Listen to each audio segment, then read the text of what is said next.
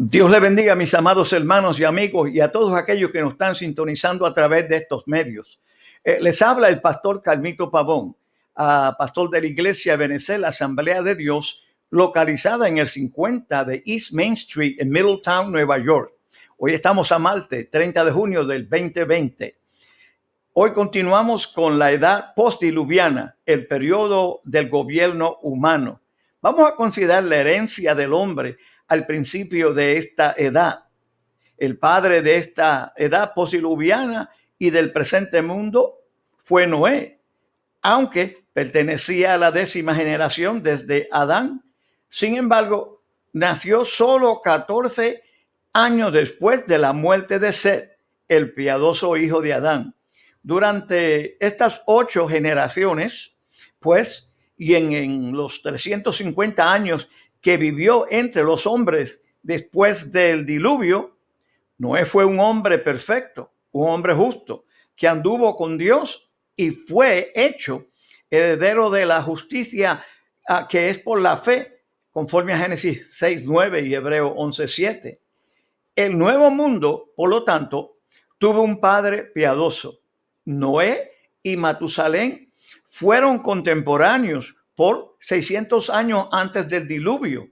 Y Matusalén, a su vez, tiene 243 años a la muerte de Adán. Así, directa o indirectamente por su abuelo, Noé supo todo lo que ha acontecido a través de la edad diluviana y aún, o antediluviana, perdón, y aún hasta la edénica, transfiriéndose de este modo todo lo del antiguo mundo al nuevo. Vamos a considerar el estímulo para una vida santa. Este nuevo mundo fue poblado solo por los hijos de este hombre justo. Por 350 años caminaron en la presencia y bajo la influencia de este hombre santo, un predicador de la santidad, dice la palabra, quien además de su justicia personal y de su comunión con Dios, había sido testigo del gran juicio de Dios sobre el mundo impío que acababa de perecer y que podía usar este hecho como una constante advertencia a su descendencia. Sus hijos inmediatos también fueron hallados dignos de librarse del diluvio y fueron también testigos de este juicio. También ellos, entonces, trajeron una recta influencia sobre su posteridad que formó la raza postdiluviana. De manera que había grandes estímulos para una vida santa en este nuevo mundo. Vamos a considerar el pacto con Noé. Vamos a mirar el lado divino. Al aproximarse Noé a Dios correctamente por medio de lo indicado, Génesis 8:20, Dios se le acercó con un nuevo pacto con el hombre. La primera cláusula proveía 3 cosas: la promesa de Dios de no maldecir más la tierra. La segunda, no volverla a destruir todo ser viviente como lo había hecho en el diluvio. Y la tercera, que todavía serán todos los tiempos de la tierra, la sementera y la siega, el frío, el calor, el verano, el invierno, el día y la noche, conforme a Génesis 8:21-22, como una señal de que no volvería a destruir la tierra con agua. Puso en el cielo el arco iris. Hubo 2 cambios en la naturaleza. El temor y pavor del hombre sería sobre todo animal de la tierra, permitiendo al hombre dominarlos. Y el segundo, además de los vegetales, se le da al hombre la carne de los animales para comer, con sola excepción de no comer la sangre, mis amados. El sexto aspecto del lado divino del pacto con Noé fue el establecimiento del gobierno humano. En la edad antediluviana no había gobierno humano. Todo hombre podrá aceptar o rechazar el método divino y al rehusar el método divino no sufrir ninguna restricción humana al pecado. El primer asesino, Caín, fue protegido por Dios para que no experimentara ninguna venganza, conforme a Génesis 4:15. Y otros asesinos como Lamec, por ejemplo, también tuvieron esta protección, Génesis 4, 23 y 24. Y así, mis amados, aprovechándose del amor y de la gracia de Dios, el hombre pasó sus años de prueba en la tierra en completo abandono al pecado, en todas sus formas y en todos sus grados. Después del diluvio, el método divino, el único camino hacia la vida eterna, todavía estaba abierto para el hombre. Todavía eran libres para aceptarlo o rechazarlo.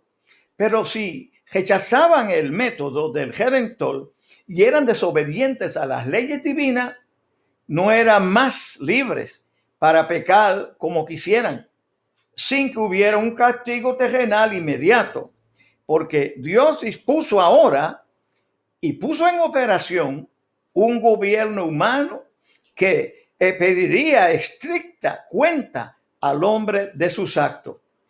Y dice que el que derramare sangre del hombre, por el hombre su sangre será derramada. Esto es la pena capital, es la más alta función del gobierno humano. Y cuando Dios puso sobre el hombre esta responsabilidad judicial, le dio conjuntamente todo el otro poder de gobierno, el gobierno humano, incluyendo la prerrogativa de imponer la pena capital. Fue instituido e impuesto por Dios mismo contra todo aquel que le desobedeciera, conforme a Romanos 13, del 1 al 7 y 1 Timoteo 1, 8 al 10. Investir al hombre con esta autoridad y responsabilidad fue otro de los aspectos del pacto de Dios con el hombre después del diluvio. Vamos a considerar ahora el lado humano. El único y específico mandamiento incluido en este pacto fue repetido 2 veces. Génesis 9:7, fructificar, multiplicar y henchir la tierra. Vamos a tener la comparación con el pacto de Adán.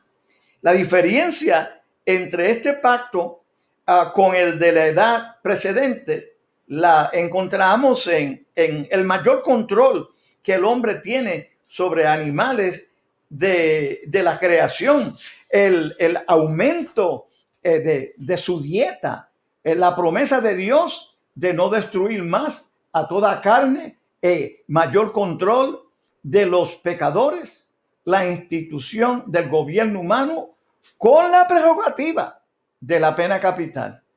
Las primeras son una demostración de la mayor gracia que Dios demuestra al hombre. Y la última es la aproximación del juicio. Todas ellas son un esfuerzo de Dios para persuadir al hombre a que acepte voluntariamente el método divino para librarse del juicio y entrar en la plenitud de la gracia. Por cierto, que pecar ahora contra una mayor revelación de la gracia y estando más cercano, por lo mismo, el juicio significaba un mayor castigo y una mayor desgracia final. Vamos a considerar su duración. Es interesante, mis hermanos, observar que Dios no ha dado, no ha dado desde Noé a ningún representante de la raza humana un nuevo pacto para todos los hombres. Por lo tanto, desde los días de Noé y hasta que Dios no dé nuevas leyes a toda la humanidad, el pacto con él está en vigencia. El gobierno universal de Cristo en el milenio traerá un nuevo pacto que reemplazará al de Noé. Y consideremos ahora los destellos de la profecía. Aunque Dios prometió no destruir la tierra nunca más por medio de agua, da un claro indicio de que su impiedad lo merecería. Génesis 8:21. En la restricción se hace acerca de no comer sangre, se muestra lo sagrado de la sangre y prefigura ya la redención que habría por medio de ella. Al indicar que la bendición se encuentra en las tiendas de Sem, Génesis 9:27, señala el linaje del cual vendría la simiente de la mujer. Vamos a considerar ahora ese linaje santo. Nuevamente encontramos a los que se adhieren con fidelidad al pacto de sangre y que caminan humildemente con su Dios. Como se indicará, estos son descendientes de Sem. Se mencionan nuevamente 10 generaciones en Génesis 11, del 10 al 26, que llegan hasta Abraham, cuya vida marcaría otra crisis en la historia humana. Pero hay que considerar este puntito muy importante, que es el fracaso. La predicción de Dios de un retorno de la impiedad sobre la tierra pronto se convirtió en realidad, mis hermanos. El perverso corazón del hombre no solo rechazó el pacto de sangre, sino que deliberadamente desobedece el específico mandamiento dado en el pacto con Noé.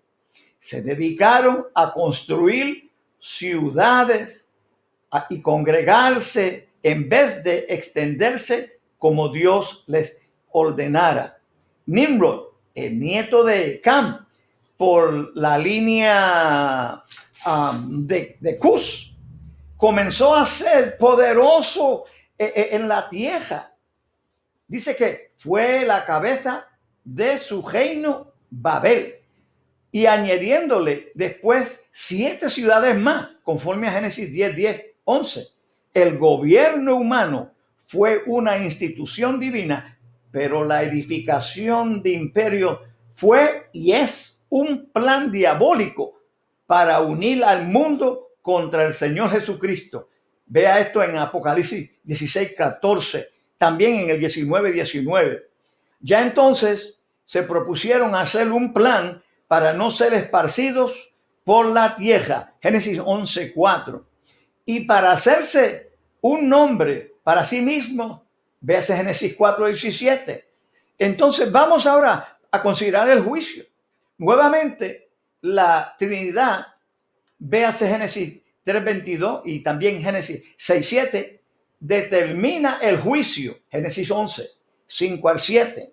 La confusión de las lenguas en Babel no fue estrictamente un juicio, sino un medio que Dios empleó para impedirles, amén, a dispersarse sobre la tierra, impelirlos, moverlos, a dispersarse sobre la tierra.